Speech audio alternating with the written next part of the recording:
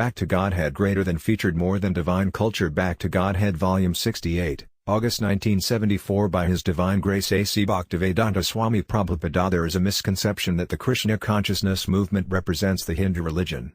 In act, however, Krishna consciousness is in no way a faith or religion that seeks to defeat other faiths or religions. Rather, it is an essential cultural movement for the entire human society and does not consider any particular sectarian faith. This cultural movement is especially meant to educate people in how they can love God. Sometimes Indians both inside and outside of India think that we are preaching the Hindu religion, but actually we are not. One will not find the word Hindu in Bhagavad Gita. Indeed, there is no such word as Hindu in the entire Vedic literature. This word has been introduced by the Muslims from provinces next to India, such as Afghanistan, Baluchistan, and Persia. There is a river called Sindhu bordering the northwestern provinces of India, and since the Muslims there could not pronounce Sindhu properly, instead they called the river Hindu, and the inhabitants of this tract of land they called Hindus. In India, according to the Vedic language, the Europeans are called Mulkas or Yavanas. Similarly, Hindu is a name given by the Muslims. India's actual culture is described in Bhagavad Gita, where it is stated that according to the different qualities or modes of nature, there are different types of men, who are generally classified into 4 social orders and 4 spiritual orders. This system of social and spiritual division is known as Varnasrama Dharma. The 4 Vamas, or social orders, are Brahmana, Kshatriya, Vaisya and Sudra. The 4 Asramas, or spiritual orders, are Brahmacharya, Gaza, Vanaprastha and Sannyasa. The Varnasrama system is described in the Vedic scriptures known as the Puranas. The goal of this institution of Vedic culture is to educate every man for advancement in knowledge of Krishna, or God. That is the entire Vedic program. When Lord Chaitanya talked with the great devotee Ramananda Raya, the Lord asked him, "What is the basic principle of human life?" Ramananda Raya answered that human civilization begins when Varnasrama Dharma is accepted. Before coming to the standard of Varnasrama Dharma there is no question of human civilization. Therefore, the Krishna consciousness movement is trying to establish this right system of human civilization, which is known as Krishna consciousness, or Daiva Varnasrama, divine culture. In India, the Varnasrama system has now been taken in a perverted way, and thus a man born in the family of a Brahmana, the highest social order, claims that he should be accepted as a Brahmana. But this claim is not accepted by the Sastra, scripture. One's forefather may have been a Brahmana according to Gotra, or the family hereditary order, but real Varnasrama Dharma is based on the factual quality one has attained, regardless of birth or heredity. Therefore, we are not preaching the present-day system of the Hindus, especially those who are under the influence of Sankaracharya, for Sankaracharya taught that the absolute truth is impersonal and thus he indirectly denied the existence of God. Sankaracharya's mission was special. He appeared to re-establish the Vedic influence after the influence of Buddhism. Because Buddhism was patronized by Emperor Asoka, 2,600 years ago, the Buddhist religion practically pervaded all of India. According to the Vedic literature, Buddha is an incarnation of Krishna who had a special power and who appeared for a special purpose. His system of thought or faith was accepted widely, but Buddha rejected the authority of the Vedas.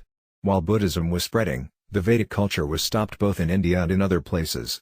Therefore, since Sankaracharya's only aim was to drive away Buddha's system of philosophy, he introduced a system called Mayavada.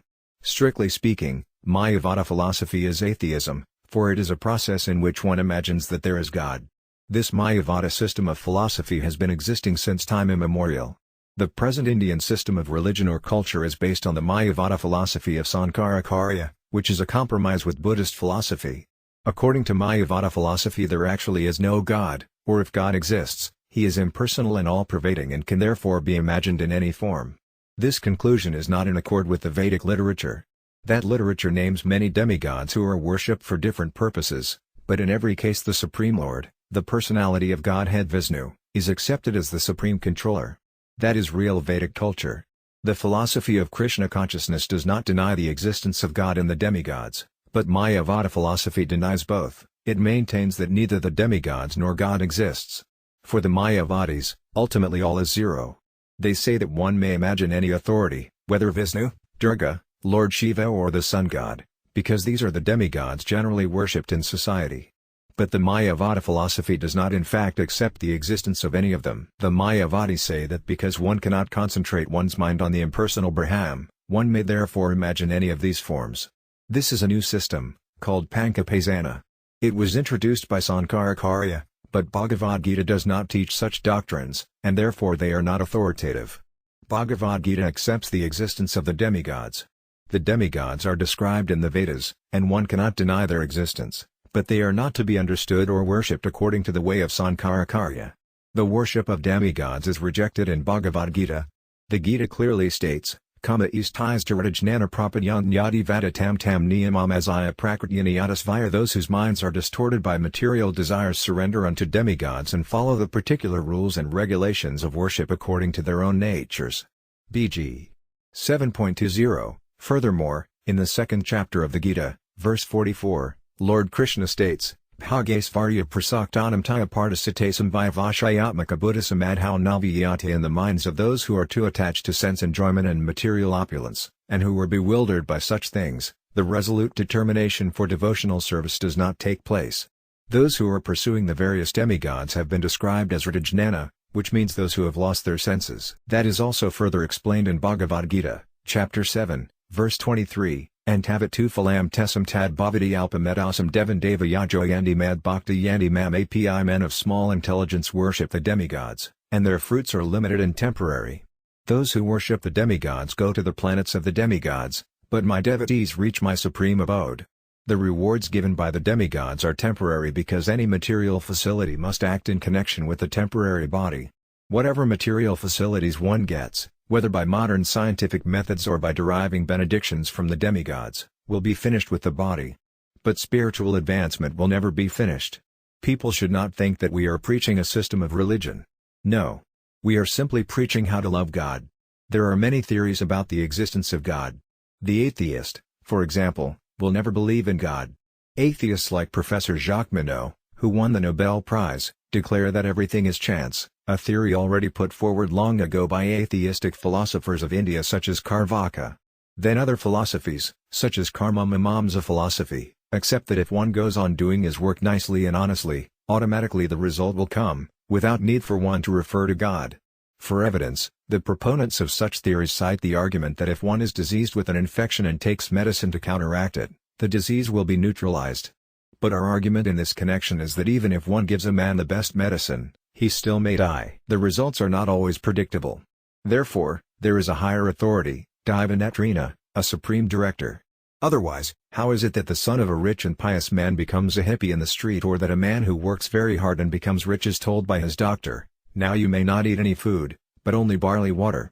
The Karma Mimamsa theory holds that the world is going on without the supreme direction of God. Such philosophies say that everything takes place by lust, kama hetuka. By lust a man becomes attracted to a woman, and by chance there is sex, and the woman becomes pregnant.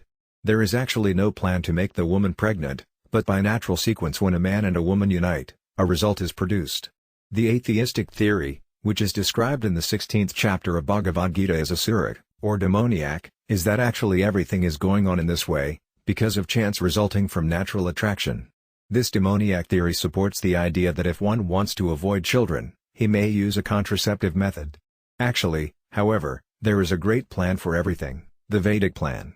The Vedic literature gives directions regarding how men and women should unite, how they should beget children, and what the purpose of sex life is. Krishna says in Bhagavad Gita that sex life sanctioned by the Vedic order, or sex life under the direction of the Vedic rules and regulations, is bona fide and is acceptable to him. But chance sex life is not acceptable. If by chance one is sexually attracted and there are children, they are called varnasankara, unwanted population. That is the way of the lower animals. It is not acceptable for humans. For humans, there is a plan.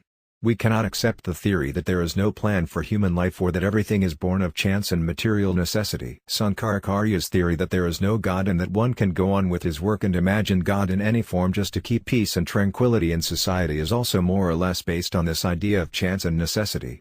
Our way, however, which is completely different, is based on authority. It is this divine Varnasrama Dharma that Krishna recommends, not the caste system as it is understood today. This modern caste system is now condemned in India also, and it should be condemned, for the classification of different types of men according to birth is not the Vedic or divine caste system. There are many classes of men in society. Some men are engineers, some are medical practitioners, some are chemists, tradesmen, businessmen, and so on.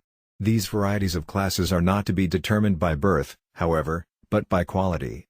No such thing as the caste by birth system is sanctioned by the Vedic literature, nor do we accept it. We have nothing to do with the caste system, which is also at present being rejected by the public in India. Rather, we give everyone the chance to become a Brahmana and thus attain the highest status of life.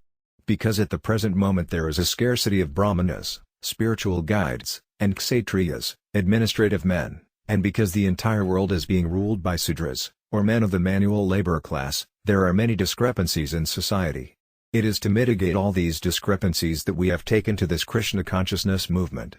If the Brahmana class is actually re-established, the other orders of social well-being will automatically follow, just as when the brain is perfectly in order, the other parts of the body, such as the arms, the belly and the legs, all act very nicely.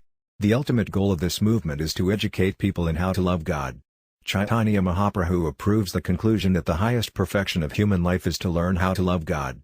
The Krishna consciousness movement has nothing to do with the Hindu religion or any system of religion. No Christian gentleman will be interested in changing his faith from Christian to Hindu. Similarly, no Hindu gentleman of culture will be ready to change to the Christian faith. Such changing is for men who have no particular social status. But everyone will be interested in understanding the philosophy and science of God and taking it seriously. One should clearly understand that the Krishna consciousness movement is not preaching the so-called Hindu religion. We are giving a spiritual culture that can solve all the problems of life, and therefore it is being accepted all over the world.